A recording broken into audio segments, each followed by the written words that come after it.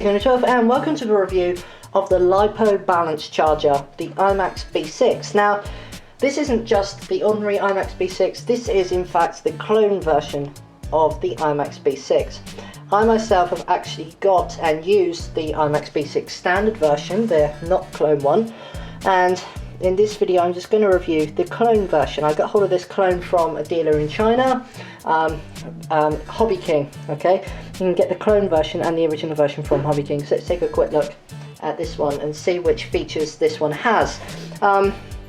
So here we go. On the side, first thing we have here is the DC in. Okay, now this requires an input of about between 11 and 18 volts. Okay, and you also have a temperature sensor output or input, whatever there, so you can plug in an external temperature sensor, which will then display the temperature that this unit is running on.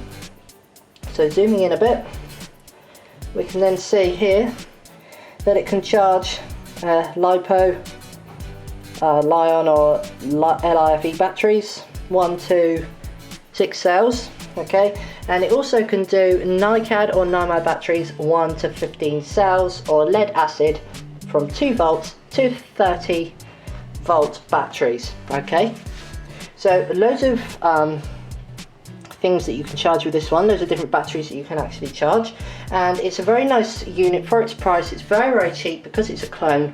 It's a very reasonable, cheap unit. On this side we have the outputs. Okay, we also have the balance ports and the general outputs there.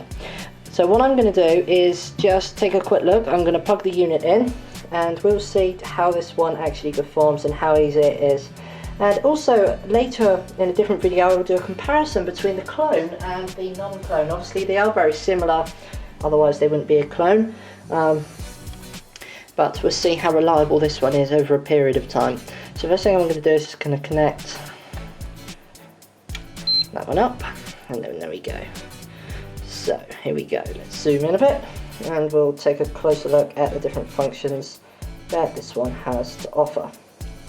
So first thing we get is this standard screen. It says program select on here, and it's the same, exactly the same kind of software, firmware, whatever that the other one has that I reviewed yesterday, the one from Hobby King.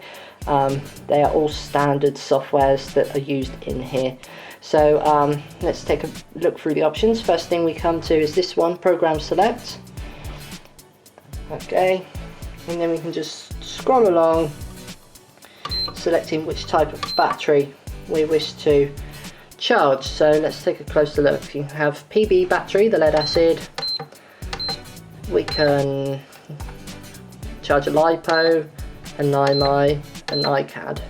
Okay, and also with this one we can save and load the data, okay, which is nice, from the computer using the USB cable or other cable that you can connect to the computer using. So once we've made our selection, for example, we can go to start, and then we have different features here. We have LiPo charge, LiPo balance, LiPo fast charge, or LiPo storage, LiPo discharge. So we have many different options available here. Obviously, if you're using more than a 2-cell LiPo, then I recommend you actually balance charge it.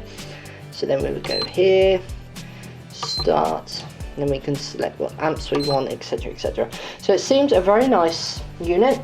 It's very neat, and until now I can't see any problems with it or any difference between the non-clone and the clone. What I'm going to do now is go ahead and try charging a 3S LiPo and see, we'll see how this one actually does charging a 3S LiPo. Okay, so what I'm going to do is simply take my included connectors here, okay, and just connect the red to the red and the black to the black, and then we'll go ahead and connect up the LiPo battery. So for this example I'm going to be using 2200 mAh LiPo 11.1 volt 3S. So to program this, obviously I'm going to balance charge this one. So what we would do is we will go LiPo balance.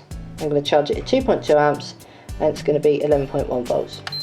So let's go ahead and connect battery. Connected the banana plugs here to the output, and also I've connected the balance port to the 3S LiPo 1. Okay, now all there's left to do is simply press and hold the start button, and then at this point it actually says what the system thinks, because I said it's a 3-cell. And then at this point it actually says what the system thinks, because I said it's a 3-cell, and now the system agrees that it is actually a 3-cell as well. And then we'll just press start and hold it, and then there we go, it's charging.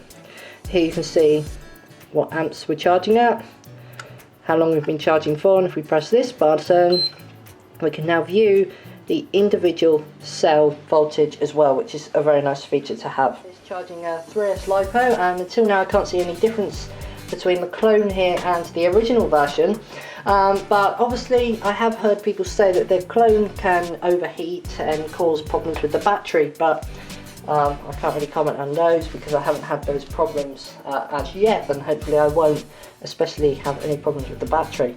So it's a very much cheaper alternative than the original, and it's a very nice looking charger. It's very lightweight, ideal to have on the field. Just gets powered by a 12 volts or between 11 and 18 volt input, and it looks a very nice charger and a very good clone as well. Okay, so we'll see how this goes, and then I'll post an online review on my website. Details of that are in the description. And yeah, coming up next is a review of another charger, and I'll post that one up later. Okay, enjoy.